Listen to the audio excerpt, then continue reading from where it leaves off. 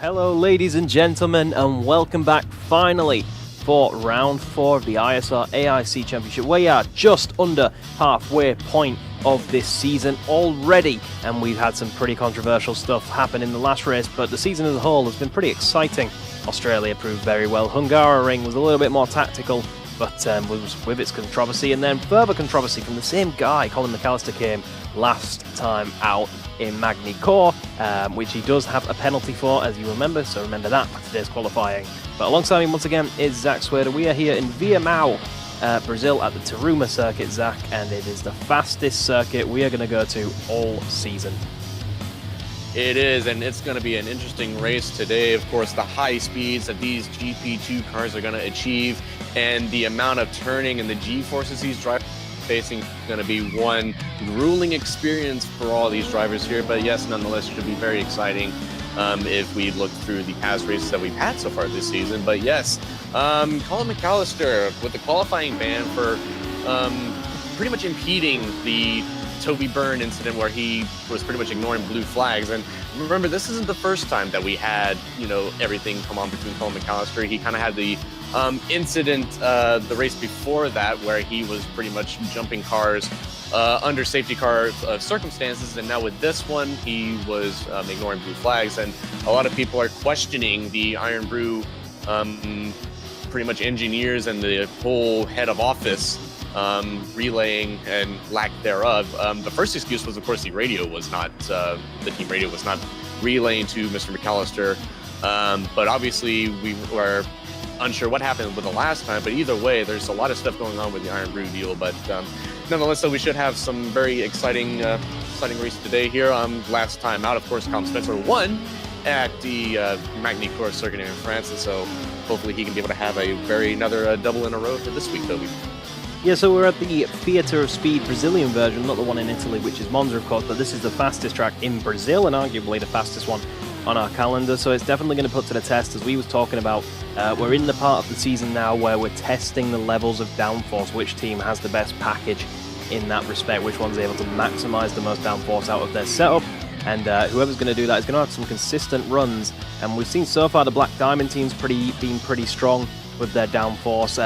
The Iron Brew car on one side with Lennon has been pretty powerful too. They've been able to keep consistent results. So the WSR have been another one up there. So those are the three, for me, that have been able to keep good high downforce levels and be consistent. So we'll have to see the biggest test of their downforce coming today. Well, of course, this track now mainly hosts Stock Car Brazil, but it has hosted Formula Renault and Formula 3 in the past, so it's definitely got Formula Racing heritage, and these cars are so crazy fast around here. I've been told to predict under a minute lap times on a good lap, so this could be an insane thing, and that's with the added chicane that's in here for just to break up the speed a little bit and provide a little bit more overtaking action. So insanely fast cars in an insanely fast track, and I can't wait to see how it goes. But let's go see what times we'll put on the board in qualifying.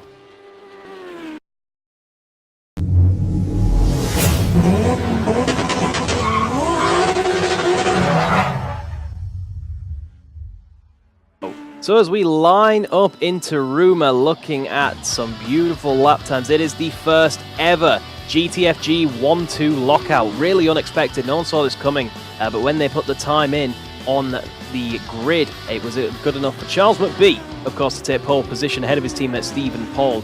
So Charles McBee's first ever pole position and the first ever GTFG front row lockout. Pretty sure it's potentially only the second or so front row lockout in AIC history for anybody.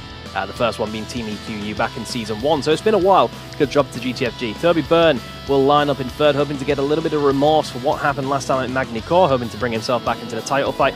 Gareth Lennon, championship leader, will stand pretty happy in fourth position. Behind him, Evan Imre and Nut Martinson showing good faith for the Force Fizzy cars for the first time in a while. Zach Swader lines up in seventh. Behind him is the NORL driver of Christopher Pettersson.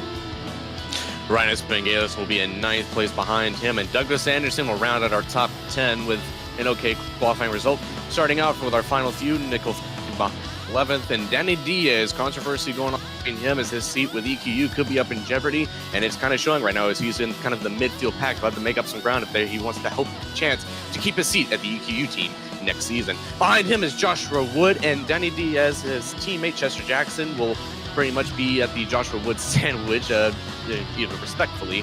Behind him is Taylor Lane in 15th and Kevin Jacobs in 16th. Bad day for Mevius. JSR sees the highest of the two in Jonathan Carrera start P17. Behind him, Craig McLeod Evans struggles continue for another round as he lines up in 18th. Big shock in last time's winner, Callum Spencer, lines up in 19th, the slowest of the guys to set a time, of course, with Colin McAllister lining up in 20th in respect of his qualifying ban. But wow, lots of talking points for qualifying straight away. Is that we have GTFG, first ever lockout, Charles McBee, first ever pole, Callum Spencer, all but last. We have things going off everywhere, so this is a good day for the likes of Toby Byrne, Gareth Lennon, and Zach Swader hunting in the championship. But Callum Spencer drops right back. This could be his undoing. He's going to need a stellar drive to get in the points today. Yeah, he's going to have to really work hard for this one if he wants to keep up in the points. And of course, we are already almost halfway into the season, so everything is going to play in to where everything will matter here. It's over for trying to get everything set up here. If you're not set up by now, then your season's just not going to be where you need to be toward the end of the season. So far, Callum Spencer has had the season working for him. This could be just a one-off, but he better hope that it doesn't happen again if he wants to keep his championship hopes alive. But yeah, very exciting for Charles McBee. We've been talking about his level coming up from the last couple seasons of AIC. He has been kind of felt he had his falter, but I think he's really starting to pick it up here. So fantastic job for them. And of course, you're talking about Toby Byrne and Gareth Lennon and Zach Swader. They're going to be in the shot at this as well. So hopefully they can be able to make up some grounds. And especially with Toby Byrne, he's going to be wanting revenge for what happened to him last week. And so it's going to be one of those cases where maybe he can be able to pick them off one by one at the start and hopefully get that really, really nice start there when the lights go green. Anyone can win this one. It's a very tight time, and anyone on the front row, I think, either of the GTFGs can win, because 1,000th of a second was all that separated Stephen Paul and Charles McBee. So the GTFG cars are set up perfectly, and it says to me they're running the same setup. So 1,000th of a second in favour of Charles McBee. Can he take that with him to the grid and lights out? We'll find out in just a few moments.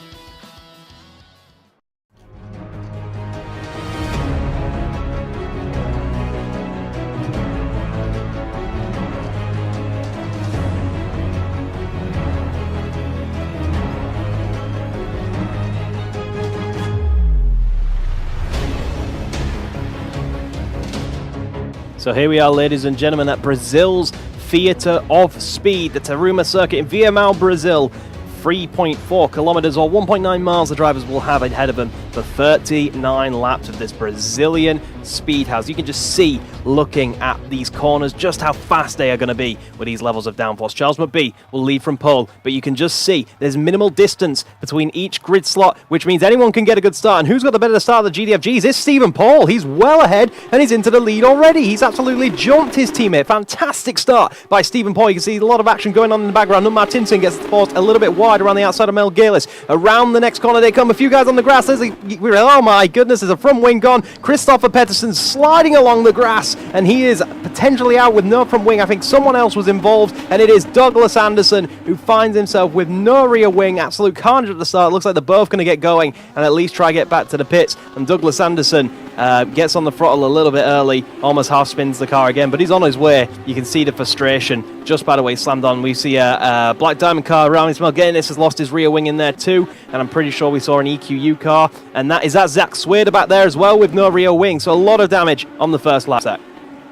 That was a lot of chaos, but once again, though, if you can talk about the crazy start that Stephen Paul got on his teammate of Charles McBee, really showed that I guess Charles McBee was caught napping at the start, because Stephen Paul got an excellent start. As we take a look now at Evan Imre in 5th place, right behind Gareth Lennon in the Iron Brew cars. We take a look through the field.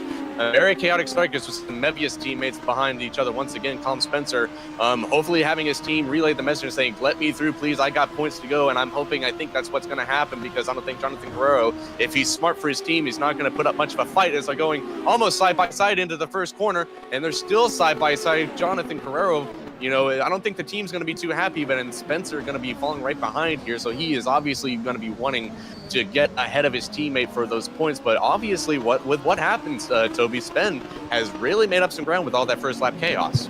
Yeah, that's like 11 positions gained already. That's an insane start for Callum Spencer. Another one was Josh Wood, and you see a few cars in the pits. That's not Martinson as well. No, he's had such a bad season, and that doesn't start. Here we go for the replays then. So Chris Pettersson was the guy you saw sliding along the grass. Let's see what happens. They all come through turn 1 and 2, which are effectively flat out. And what happens here? You go, oh, he's just caught out. Oh no, and he's just caught out. Wrong place, wrong time, bumped. He goes sliding along, and there's nothing he could have done about that. And that's absolute heartbreak. Is that an absolute same story for Craig Evans? I'm not sure. He just looks like he's caught out. Nowhere to go, and bang! Big accident. Up on 2 wheels. Hits McAllister in the Iron Brew car, Zach.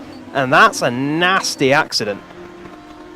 That was a scary incident right there, but yeah, pretty much nowhere to go for any of these drivers. And I think that was Rhinus Vangelis that got loose after he made the pass on Pettersson. He kind of got took away. It looked like Zach Swader. That was one of the WSR cars that you saw, Toby, and that was indeed Swader. And I think Swader went wide, just caught the curbing on the outside just a little bit, got tail happy, and Vangelis tried to check up. And obviously had nowhere to go for Christopher Pettersson and just absolutely just nailed the back end of the ISR car. But right now we're on board with second place Charles McBee, who had that slow start as he got jumped by his teammate of Stephen Paul. And so now we're looking at a still a GTFG 1-2, but you know that could change between now and the final end. Just think what now Kevin Jacobs trying to make something going right here as his teammate just literally got annihilated at the start of this race. So he's pretty much the only hope for the NRL team, and of course Chester Jackson behind him. So a lot of stuff going on, jockeying for position. Hopefully a lot of us can recover here, but yeah, this is a very fast-paced circuit, so just a lot of stuff with the downforce issues, which team has it going, which team doesn't. And I don't think Zach Swader had his going because he pretty much I think was the kind of cause with this car stepping out just a little bit. But nonetheless, they're a crazy start to this race, and that's one thing. But Christopher Pettersson, tough break for him, Toby. He's already had kind of a rough season already. Yeah, it looks like they decided after the pit stop to retire that NORL car. Too much damage to sustain for them boys. So one of the Italian machines is out already. That's a shame for Christopher Pettersson. But the GTFG, all importantly for them, the 1-2 is still intact. And although it may have been the other way around, they would have thought it is still Charles McBee able to rear gun for his teammate. As you can see, Byrne pressurizing him just a little bit. But Gareth Lennon sets the fastest lap of the race. You can just see, Zach, a 51.3 now. New fastest lap from Nickel Foggy. So you can see the pace in which we're covering. You can see up on the top left the time in the lap. It's less than 5 minutes and we've covered 6 laps. So that is an insane amount of pace coming from these guys, especially when you look that they're only about a second off their qualifying times and they're following each other in the dirty air. So that's impressive lap times from these guys. But what would Richard Petty do is what the helmet says. And my guess is Richard Petty would want past his teammate as soon as possible. Definitely wouldn't want to be a rear gunner.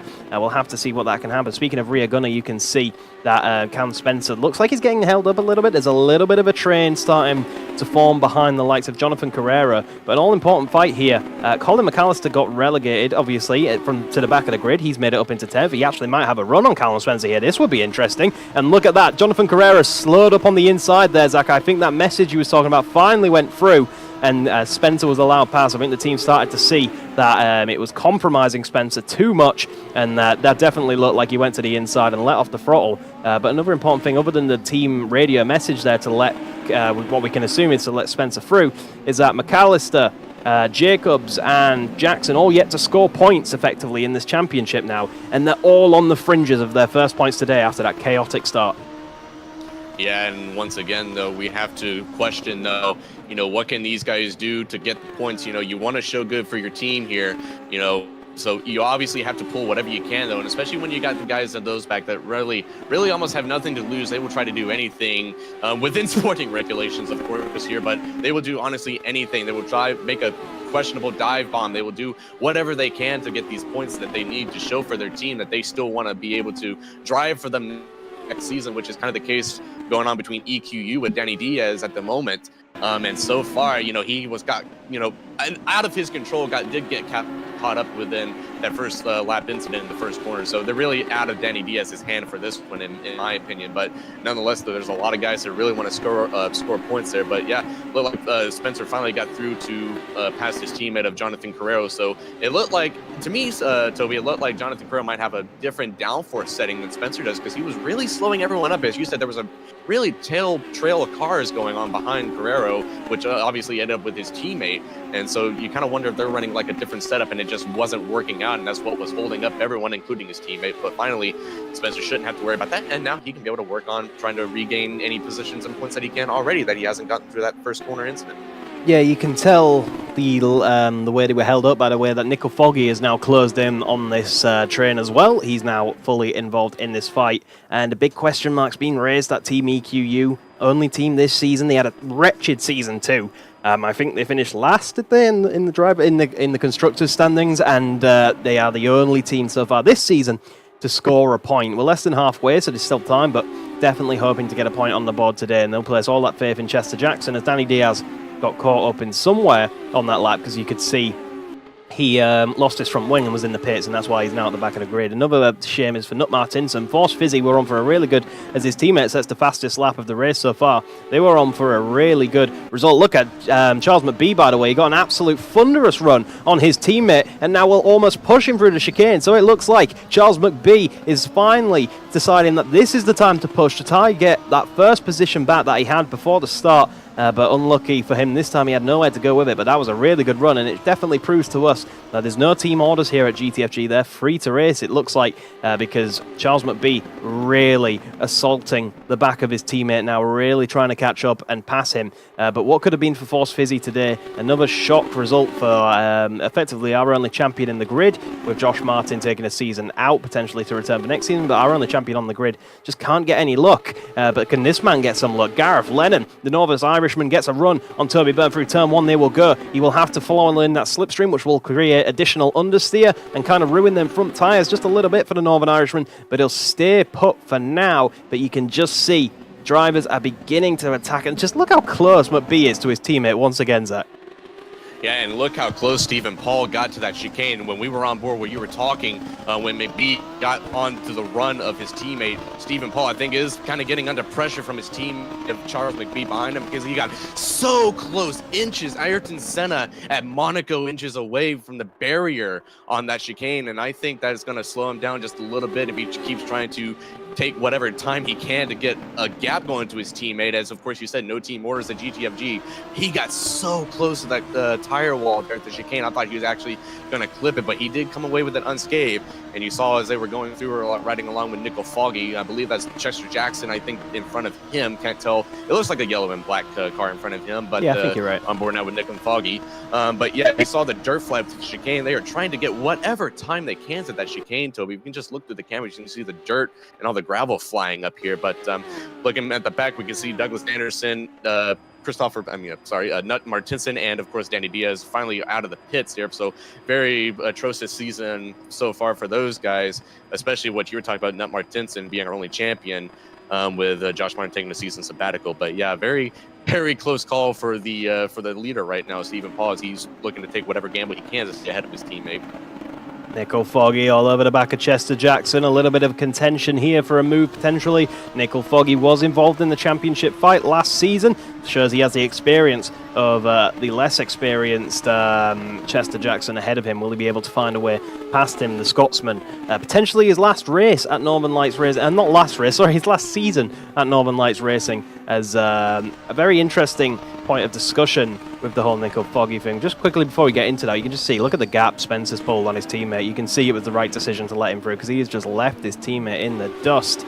And the battle at the front still rages on, but no significant moves happening right now. So we can talk about potentially Nickel Foggy's last season for Northern Lights Racing. Of course, in real life, if you've kept up with the sim racing news, Nickel Foggy has departed Northern Lights Racing in real life. So it's potentially that his AI may follow his footsteps. We'll have to see what them two work out. But Gareth Lennon gets a run on Toby Byrne again. He's going to have to look to the outside. That's a very interesting maneuver. He tries to get a sweeper to try and potentially attack into turn two. Didn't have the confidence to go down in the inside into turn one. So tried to get a sweeper to set him up better for turn two. And that was very interesting tactics from Lennon, but unfortunately, it looks like he's having to settle in just a little bit, has to get a little bit more comfortable and get ready to go again. But right now, he's stuck behind, and a lot of guys out of position because of that crazy start, but it's making for some interesting trains forming, and I'm sure they'll reach boiling point as look how close Nickel gets to the EQU car once again.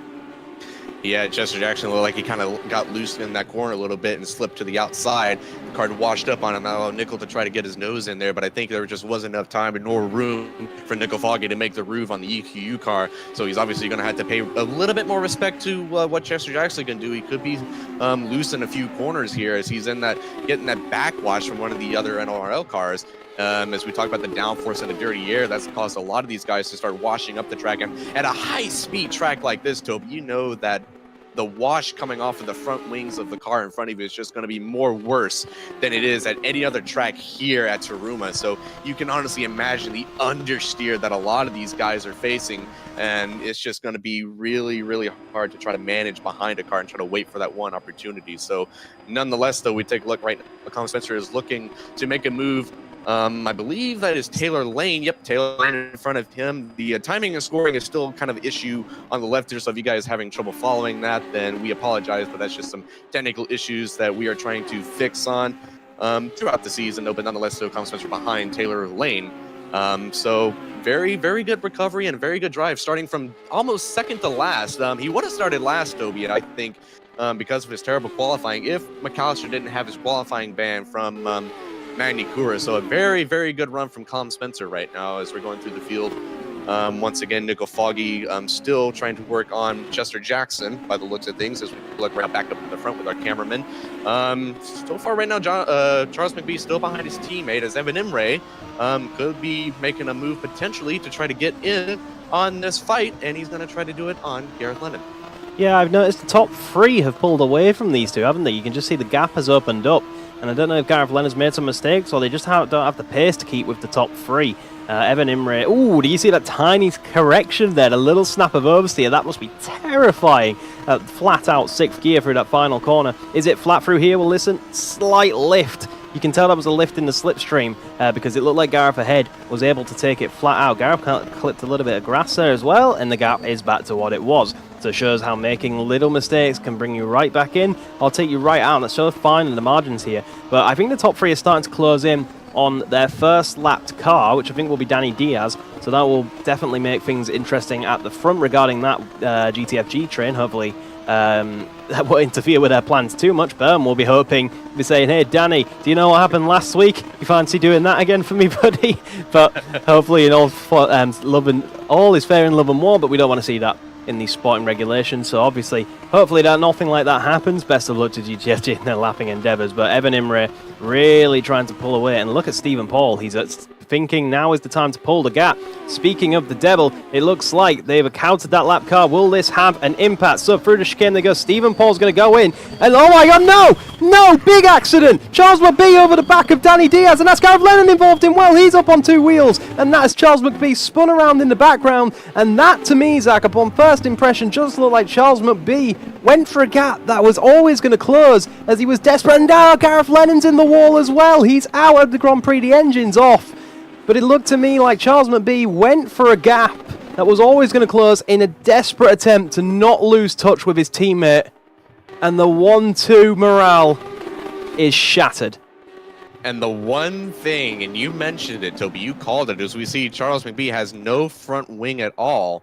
And he's kind of getting sandwiched between Colin McAllister and it looks like Taylor Lane, or sorry, Kevin Jacobs in the NRL car. But finally, everyone's starting to get away from that. But you called it exactly. You know, kind of. I guess you can say the commentator's curse. Actually, it just happened all so quick going into the chicane, which I think. In my eyes, yes, I think, Charles McBee went for a gap, but I think, at a different point, I think Danny Diaz could have picked a better time, I think, to try to get out of the way. It was right at the entrance. Let's do this. Okay, here we go. Umber, let's see what happens. We're going through the fast left-hander sweeper, number one, and then the other sweeper into turn 2. Going on right now, he gets a run on his teammate as Stephen Paul got out on the outside. And, yeah, I mean, you can tell as he goes upside down and rolls it a couple of times. Well, we didn't see that on the camera. It looked like Danny Diaz may have tried to compensate but at the same time, you got to think though, Charles McBee could have been patient a little bit more as well, because he had his teammate in front of him. That's all he could see, and it's easy to get tunnel vision, especially when you're battling your teammate. It's like no team orders at GTFG, and take a look at Gareth Lennon until he gets collected into this right now, and just right on top of Danny Diaz and on top of Bernie, hits the right side tire wall, and then just loses the right front wheel. So that just pretty much ended his day right there. But just on his view, with the collision between Charles McBee and Danny Diaz, was just phenomenal looking at the back of his T-cam.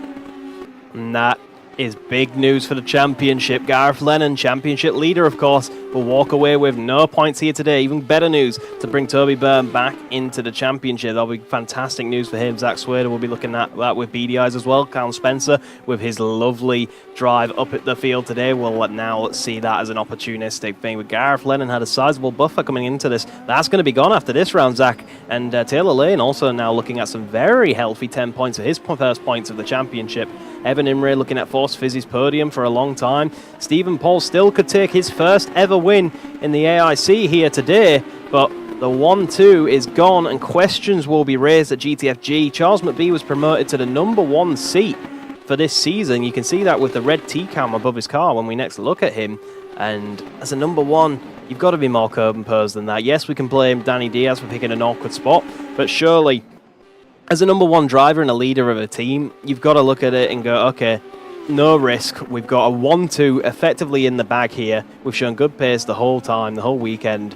1-2's in the bag. Just be patient. But you can see that's where the passion came in for me, Zach, is he just didn't want to lose that chance to battle his teammate for the win. And he tried to follow his teammate through. And you can see that that was spurred on from the exit he got. He got such a good exit. He didn't want to lose that.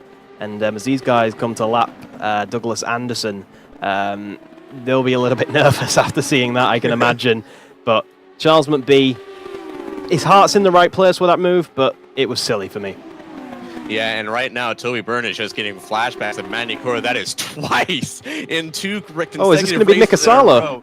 Yeah, this is definitely going to be interesting right now. As Douglas Anderson trying to play a little cat and mouse games with Evan Imre, as that's going to allow Toby Byrne to get ahead here. But yeah, talk about Toby Byrne. That's, like I said, twice in 2 weeks that he's had multiple incidents almost with lapped cars. And luckily enough, and see, that's what happens right there. That's the way it should have been done. But, then what's done is done, que sera, sera, and all of that mess. And so now that's just going to leave everything hanging in the balance of Stephen Paul. But Toby, you talk about points. Another guy, finally, I believe this season, EQU will have some day to go up out there. Chester Jackson is in 7th place. Yeah. So he will finally get those points on the board for EQU. So from one end to another, there's a lot of great places going on. Yeah, McAllister and Jacobs too. Yep, Danny Diaz causes an incident, puts his teammates up in the points, and so, yeah, so craziness going on. We've had a lot more drama, I think, this week, in a sense, than we did last week, but still, and finding up for the same instance, being a lap car getting in the way of the leaders. So, yeah, very, very interesting situations going on between the last couple races here, but nonetheless, here, it makes everything exciting for you guys watching us on Gaming Now. So, now, with everything that's done, Callum Spencer behind Taylor Lane still, and up ahead of them is Joshua Wood. Maybe the teammate of Spencer being Wood can actually maybe telepathically, I guess, say, hey, can you kind of slow him down just a little bit? Maybe get past, So we'll just have to see here. But nonetheless, Callum Spencer had such a magnificent drive today. And I honestly have to say that he has had a little bit of luck with everything going on for the past, few races. Especially today now, you get all the craziness going on. So he's made literally second to last. He is now, ladies and gentlemen, up to 6th place and trying to look for a top 5 if he can somehow get past Taylor Lane here. But with everything shaking up right there, Evan Imre, we talked about that. He had that little scuffle right there with Douglas Anderson. But nonetheless, though, Taylor Lane, Evan Imre, I apologize. Evan Imre in the podium, so he can make it up for Nub Martinson's pretty much unbeknownst to him, on fault of his own, could be able to make a podium now for the AOR boys. Yeah, the Force Fizzy guys really needed this. I think they haven't had a podium since Season 2. So they needed a little bit of motivation, and hopefully they'll be able to carry that momentum into onward races from here. But it's not over till the Fat Lady sings. We've got 4 laps to go here at the VMR, and the fastest circuit in Brazil certainly has provided us with some epic racing here today. And look at this on the bottom left. You see that keep popping up, Zach? Toby Byrne and Evan Imre are trading fastest lap over and over again. They sense an opportunity. They smell blood to go after Stephen Paul, sorry. He has no rear gunner anymore. And the person who wish he has a rear gun right now will be Taylor Lane, as Callum Spencer all over the back of the man from England. Look at that, almost pushing him through the chicane. Callum Spencer eager for a top 5 position, unable to do it through that chicane, a little bit scared, backs off just a little bit. He's got to think of the championship, of course. The man leading the way in the championship is out of this race. He'll be lucky to maintain that championship lead. He might just, because the man in second, Callum Spencer, is only down in 6th. I'm not sure. We'll have to see how that goes after the race. But Callum Spencer definitely driving with the championship in mind. I'm sure Mevius JSR will have been on the horn to him and say, hey, look, the championship leader's out. Just bring the thing home. But yeah, definitely Toby Byrne trying to make up amends. Evan Imre, another fastest lap. You can tell they're smelling blood, Zap. They're going after Stephen Paul in the final 3 laps. Yeah, and it had anything to do, they would try to somehow work together and slipstream off each other, but that little incident with Douglas Anderson kind of split those two up. So I think by the gap of everything, Toby Byrne's almost 8.5 seconds down on Stephen Paul, and I believe Evan Imre, I'm not sure if that's the gap to Toby Byrne or that's the gap to Stephen Paul. I believe that could be the gap to Toby Byrne, as everything kind of got split with Dougie. And so nonetheless, though, a good drive for both of them, and Toby Byrne, you know, he's probably sweating inside of that car. He's almost had 2 incidents with, like I said before, 2 incidents with lap cars, but he got away lucky this time, even though he had a little bit of a car on top of him nonetheless, but he's unscathed. There's just something about cars getting on top of cars this season, Toby. I don't know what it is. We had that incident in Australia, and now we had it today. So obviously people are trying to find new technologies to save fuel. But hopefully this guy right here shouldn't have to save any more fuel. As Stephen Paul looking for his win. He just has a little bit of a lap and a half to do so. Evan Imre, of course, trying to make a Force Fizzy podium. And a good overall, I think, for those guys up at the front here. But Nickel Foggy, nonetheless, though, on board with the chopper camera as well. Let's see, it's Callum Spencer and then Joshua Wood up ahead still, so nothing's changed here. Lane is obviously, you know, I think got a little bit of a gap, and I think they've pretty much told Callum Spencer, hey, you might need to just leave a gap to the guys ahead. Don't try to race them. You know, we need to try to make this a strategic battle for the points lead and the championship. So, and of course, you know, Callum Spencer, he's the smart enough man. He's an ISR championship winning driver in real life, and so he's got the knowledge and the know-how to know, and has, you know, the veteran driver capabilities, so he knows how to play things smart here. But as we come to our final lap, Toby, right now, Stephen Paul has got a clear track. As far as I know, there's not any other lap traffic, but Callum Spencer almost got a little bit of a run there. I think Taylor Lane just had a little bit of a slip up going into that chicane here, but nonetheless, though, as we take a look now through the field, tough break for those guys in the back nonetheless. But Stephen Paul, what can I say? Finally, after jumping his teammate at the start, Toby, he got the jump of his life, and he will be jumping for joy as we come through now. Stephen Paul will take the win for GTFG, and what a magnificent drive for him, Toby. He will be absolutely pleased with that. It is about time we see a GTFG on the top step of the podium. We have seen them on the 3rd step. We've seen them on the 2nd step. Do you remember the whole race battle? Mendig Season 1, Stephen Paul battled with Gareth Lennon for the victory. Couldn't do it. Stephen Paul is finally a winner in the ISR AIC. And another thing, Chester Jackson and Kevin Jacobs and Colin McAllister all finally score points in this season's AIC. Team EQU finally has some points to their name thanks to Chester Jackson. I bet you at the end of last season they wouldn't have expected Chester Jackson to be bringing the bread home. But there you are, Stephen Paul with his first ever victory in the ISR AIC. Long overdue in my opinion. Byrne will bring home a solid P2 to put himself back in the championship after Magny-Cours. And Evan Imre picks up Force Fizzy's first podium since a long time. 4th place for Joshua Wood is a very good result for them as well.